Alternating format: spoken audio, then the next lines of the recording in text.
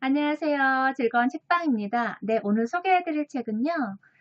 화내지 않는 연습이라는 책이에요. 네, 코이케 루노스케 주지스님이 쓰신 책이고요. 오늘 두 번째 시간인데요. 오늘은 분노에 대해서 소개를 해드리려고 가지고 왔어요. 저번 시간에 욕망에 대해서 소개를 해드렸잖아요. 오늘은 분노에 대해서. 분노는 사람을 병들게 한다. 분노를 사용하면 할수록 커진다. 분노를 사용하면 할수록 이 분노라는 그런 마음이 커진다는 거예요. 그래서 그런 분노의 에너지가 점점 커진다는 거죠. 그래서 욕망을 저번 시간에 소개를 해드렸는데, 욕망은 이렇게 무언가를 이렇게 끌어당기는 그런 끌어당기는 인력의 에너지가 나오고요. 분노는 무언가를 밀어내는 그런 청력의 에너지가 있다고 해요. 그래서 이러한 분노의 에너지가 생기면 마음이 불쾌해지고, 그리고 또 그러한 물질들이 생성되기 때문에 나 자신한테 그만큼 안 좋다는 거예요. 그래서 이것을 과학적으로 얘기하자면, 마음이 분노를 느끼면 뇌에 신호를 보내고, 그러한 신호가 노르아드레날린이라는 그런 물질을 분비하게 만든다는 거예요. 그래서 나 자신을 건강도 그렇고 정신적으로도 이렇게 스트레스를 받게 하고 몸도 안 좋게 만든다는 거죠. 그래서 그만큼 나 자신한테는 안 좋다는 거예요. 보통 분노가 생겼을 때, 몸 안에 내면에 화가 생겼을 때 그것을 분출하든가 아니면 보통 억압을 하잖아요. 참잖아요. 속에서는 부글부글 끓어도 겉으로는 표 안 내고 참으려고 노력을 하잖아요. 그런데 두 가지 다 좋은 방법은 아니라는 거예요. 그리고 또 어떤 사람들은 그러한 분노의 에너지를 가지고 제3의 원동력을 만들어서 그러한 내가 이 일을 하는데 몰입할 수 있도록 그런 에너지를 쓰거든요. 그래서 그런 원동력으로 다른 사람과 경쟁해서 이겨나가는 그런 힘을 발휘하기도 해요. 그래서 왜냐하면 그런 분노 에너지도 하나의 에너지를 만들어내기 때문에 그런 에너지로 내가 무언가를 이루려는 그런 노력을 더 하게 되고 몰입해서 더 열심히 해서 결과적으로 내가 원하는 것을 성취할 수 있도록 도와주는 그런 역할도 하기는 해요. 그런데 결과적으로 그래도 나 자신한테는 안 좋다는 거예요. 그렇게 좋은 방향으로 이끌어도 분노를 일단 내는 것은 내 내면에 화를 내는 것이기 때문에 나쁜 에너지가 생긴다는 거예요. 여기 책 내용을 읽어드릴게요. 정도의 차이는 있지만 격렬하게 화를 내지 않고 사소한 것에 불쾌감을 느껴도 몸은 생화학적 반응을 일으킨다. 게다가 분노는 자기장이 되어 상대방까지 물들게 한다. 상대의 마음을 굳어지게 해 짜증을 내게 만들고 자신 또한 상대방의 태도에 화를 내는 악순환이 생겨난다. 내가 표를 안 난다고 하지만 그것이 전달된다는 거예요. 상대방한테도. 그래서 상대방 또한 그렇게 유쾌하지 않은 기분을 가지고 나를 상대한다는 거죠. 그러다 보니까 서로가 안 좋은 감정으로 밑바탕에 깔려 있잖아요. 그렇게 대하다 보니까 서로에게 좋은 감정일 수가 없기 때문에 악순환만 반복해서 생겨난다는 거죠. 그래서 그러한 그런 분노가 생기고 했을 때 어떻게 해야 되느냐. 여기서는 감시하라고 해요. 철저하게 감시하라고. 자신의 감정, 내 마음을 철저하게 감시하라고 이야기를 하거든요. 그런데 저번 시간에 지금 이 순간을 살아라, 그 에크하르트 톨레님이 쓰신 그 책을 소개해드릴 때도 거기서도 나오잖아요. 자신의 감정을 감시하라는, 그리고 세밀하게 챙기라는 그런 말씀을 하셨잖아요. 근데 여기서도 똑같이 나와요. 자신의 마음을 철저하게 감시하는 그런 역할을 해야 한다는 거예요.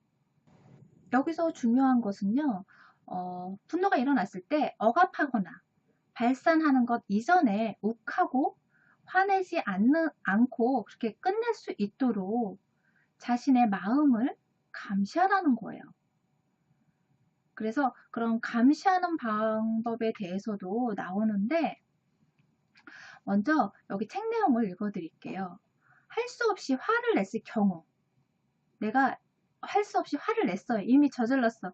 그걸 하기 전에 감정을 감시하고 조절을 해야 되는데 그걸 하기도 전에 화를 내버렸어요. 그럴 때는 어떻게 하느냐. 책 내용을 읽어드릴게요. 분노의 감정을 객관적으로 바라보고 온화하게 받아들이는 것이다. 자신의 마음을 아, 지금 내가 화를 내고 있구나 라는 식으로 응시하면서 마음이 분노에게 점령당한 모습을 객관적으로 바라보는 것이다.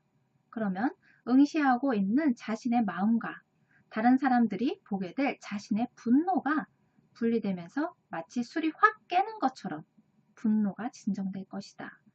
그러니까 이미 화를 냈어요. 그러면 그것을 인지하라는 거예요. 내 자신이 화를 내고 있구나. 자신의 모습을 인지하라는 거죠.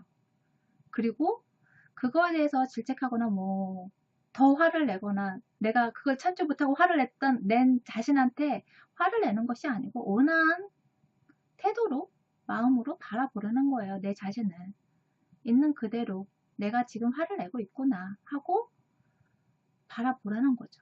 그러니까 나 자신을 그런 화내는 자신과 나 본연의 자아가 분리되어서 쳐다보라는 거예요. 여기서 관찰자 나오잖아요. 제3의 관찰자라는 시각이 나오잖아요. 그런 것처럼 내 본 자아가 화를 내고 있는 내 모습을 지켜보면서 아, 내가 지금 화를 내고 있고 저런 모습이구나 하는 것을 인지하라는 거예요. 그러면 그렇게 분리를 시키다 보면 내 마음이 화난 분노의 감정이 진정이 된다는 거예요. 그러면서 그런 자신이 화나는 부분에 대해서 뭐뭐라고 생각하고 있군 이라고 이야기를 해주는 거예요. 내가 뭐 어떤 사람 상대방이 나한테 기분 나쁘게 말을 했어요. 그래서 그 말이 기분 나빠요. 왜 저 따위로 말하는 거야? 하면서 화가 났어요. 그러면 그런 저 따위로 말하는 그것을 가로해 놓고 그러면서 뭐뭐라고 생각하고 있군. 뭐뭐라고 생각하고 있구나. 저 따위로 말하고 있어 라고 생각하고 있구나. 내가 그렇게 인지하라는 거죠. 그러한 방법들을 말을 반복해서 내 자신한테 해주라는 거예요. 그러다 보면 그것이 진정이 되고 나와 분리되는 느낌이 생기고 그리고 또 그러한 모습이 좋지는 않잖아요. 막 화내는 모습이 좋지는 않잖아요. 그래서 나의 화가 진정이 된다는 거예요. 여기 책 내용을 읽어드릴게요. 뭐뭐라고 생각하고 있군 이라는 방법을 외우고 실천하면 그 상황에서 느껴지는 감정이 사실이 아닌 단순히 자신의 머릿속에서 만들어진 생각에 지나지 않는다는 것을 깨닫게 된다. 즉, 뇌에서 만들어낸 아무것도 아닌 환상일 뿐이구나 라고 생각해 화를 내지 않을 수 있게 된다. 그러니까 내가 그것을 떨어뜨려서 지켜보는 입장에서 보면 그것은 내가 그렇게 생각하고 했기 때문에 그런 화가 일어나는 거잖아요. 내 생각이 만들어낸 것이라는 거죠. 그래서 그것은 환상일 뿐이라는 거예요. 사실이 아니라는 거죠. 그런 감정들은. 그렇기 때문에 그런 화를 다스릴 수 있게 된다는 거예요. 그래서 여기서는 그러한 감정들이 왔을 때 자비의 마음으로 넘기라고 이야기를 하세요. 상대방을 바라볼 때 자비의 마음으로 바라보라는 거죠.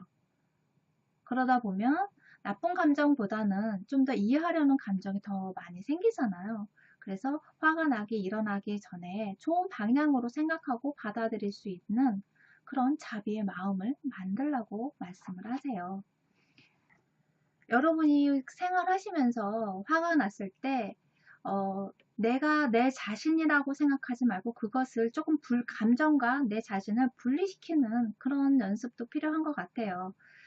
저번 시간에 말씀드렸던 내 감정의 상태를 탐색하고 자주 들여다보고 그러한 연습도 필요하고요. 그리고 또 여기서처럼 여기 스님이 말씀하시는 것처럼 감시하는 나의 감정을 감시하는 그러한 연습도 필요한 것 같아요. 그러므로 인해서 내 자신을 조금 더 알아가고 내 감정이 어떻게 변화하는지 어떤 말에 예민하게 반응하는지 사람마다 다 다르거든요. 예민하게 반응하는 그런 기분 나쁘게 생각하는 부분들이 달라요. 그래서 그런 부분들이 어떤 부분인지 그런 부분도 알아가면 참 좋을 것 같아요. 그래서 왜 그런 부분에 대해서 내가 감정이 화가 나는지 내 자신을 알아가는데 좀 더 도움이 될 것 같고요. 그리고 또 그런 감정이 생기기 전에 감시함으로 인해서 더 빨리 알아가고 그런 화가 분노가 일어나기 전에 자비의 마음으로 상대방을 바라보고 그러한 시각도 키운다면 훨씬 더 화가 많이 줄어들지 않을까 싶어요.